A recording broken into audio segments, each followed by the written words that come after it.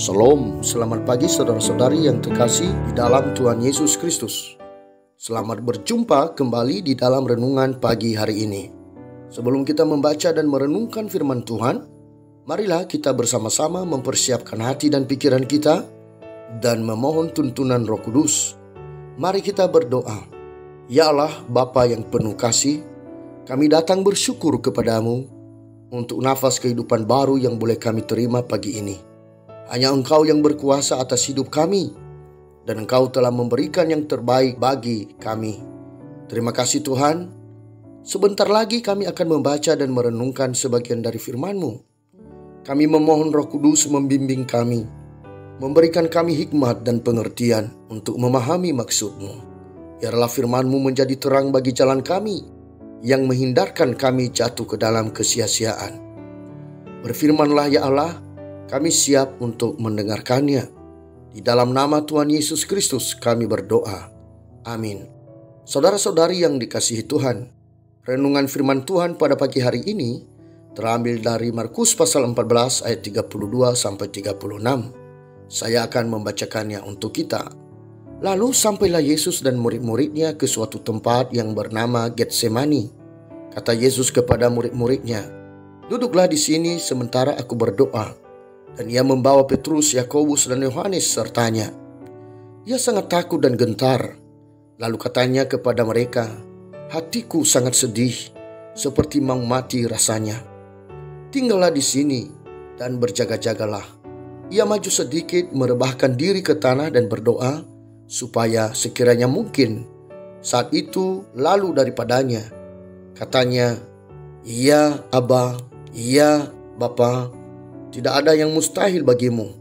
Ambillah cawan ini daripadaku. Tetapi janganlah apa yang aku kehendaki, melainkan apa yang Engkau kehendaki."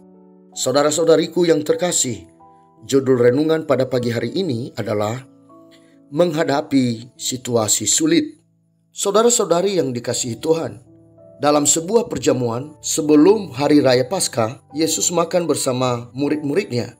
Ia juga membasuh kaki murid-muridnya. Di saat itu pula ia memberitahukan kematiannya, bahwa salah seorang di antara mereka, yaitu di antara murid, ada seorang yang akan menyerahkan dia.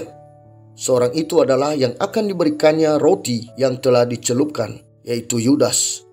Setelah Yudas menerima roti itu, lalu ia segera pergi. Yudas pergi menemui imam-imam kepala dan kepala-kepala bait Allah untuk menyerahkan Yesus.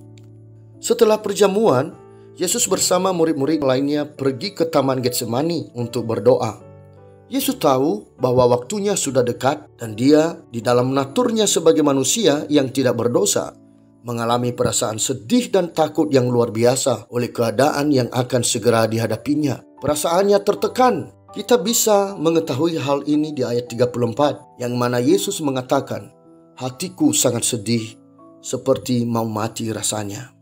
Untuk menghadapi situasi yang menakutkan ini, Yesus berdoa kepada Bapanya agar kiranya dia dilepaskan dari kejadian ini.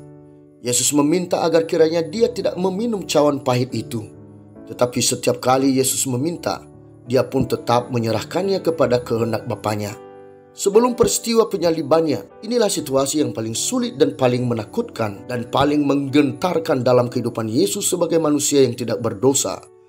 Kita semua mengerti kepatuhan Yesus menjalani peristiwa menakutkan ini adalah demi kasih-Nya kepada umat manusia.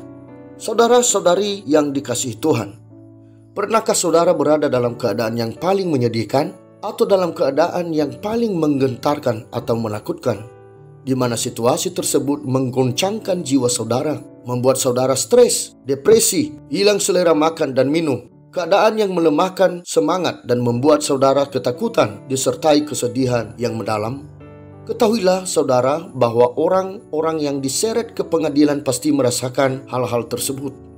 Mereka akan menjadi sangat stres, tertekan menghadapi situasi dan keadaan tersebut.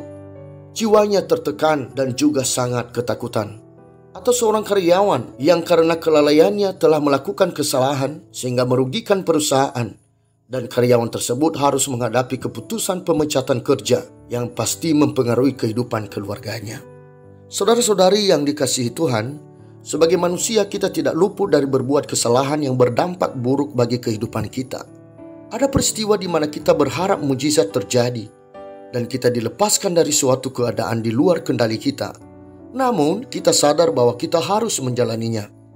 Seorang terdakwa akan berdoa dengan sepenuh hatinya, mengharapkan mujizat agar terlepas dari hukuman akan kesalahannya. Seorang karyawan yang telah melakukan kesalahan dalam melakukan tugasnya juga akan berdoa dengan sungguh-sungguh agar terlepas dari akibat kelalaiannya. Sebagai orang percaya, kita bisa mendapatkan kekuatan dari Tuhan.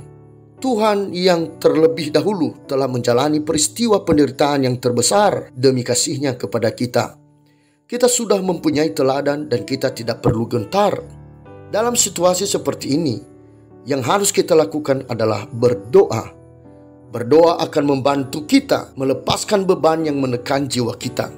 Inilah yang dilakukan Tuhan Yesus pada saat Ia sangat tertekan oleh perasaan sedih dan gentar. Dia berdoa, tetapi Dia tetap patuh kepada kehendak Bapa-Nya untuk menjalani keadaan itu.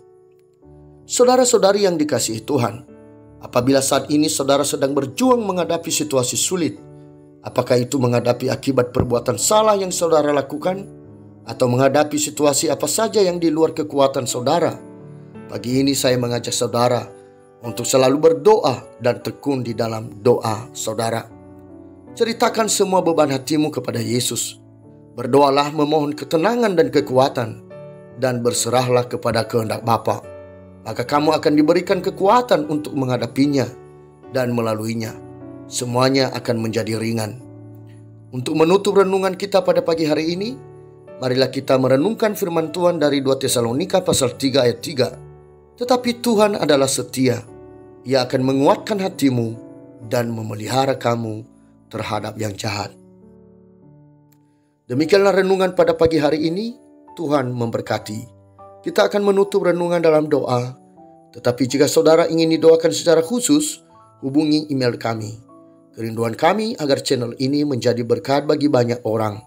Mari kita berdoa. Ya Bapa Surgawi, sungguh kami bersuka cita telah mendengarkan firman-Mu di pagi hari ini.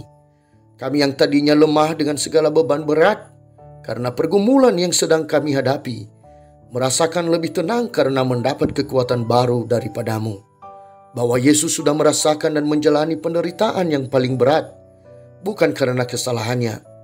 Ia mati disalibkan, tetapi karena Ia mau memberikan kasih-Nya bagi kami orang berdosa, menebus dosa kami, memberikan keselamatan bagi kami. Mampukan kami untuk memelihara kebaikan yang telah Engkau sediakan bagi kami. Jadikanlah kami sebagai saksi bahwa kasih-Mu tak terbatas bagi orang yang mau percaya dan kembali kepada-Mu. Terima kasih ya Allah, Engkau yang mengangkat kami dari jurang kekelaman. Hanya kepada-Mu lah kami percaya. Kami menyerahkan kehidupan kami pribadi lepas pribadi kepada-Mu. Biarlah Engkau lawat kami masing-masing, dan Engkau sajalah yang memelihara hidup kami. Terima kasih Bapa, jadilah kehendak-Mu di dalam kehidupan kami. Melalui Putra-Mu Yesus Kristus kami berdoa. Amin. Saudara-saudari, mulailah harimu. Kiranya kasih dan anugerah Tuhan senantiasa melimpah di dalam kehidupanmu. Muliakanlah Tuhan di dalam setiap aktivitasmu dan jadilah saksi hidup bagi firman-Nya. Roh Kudus menyertai kita semua.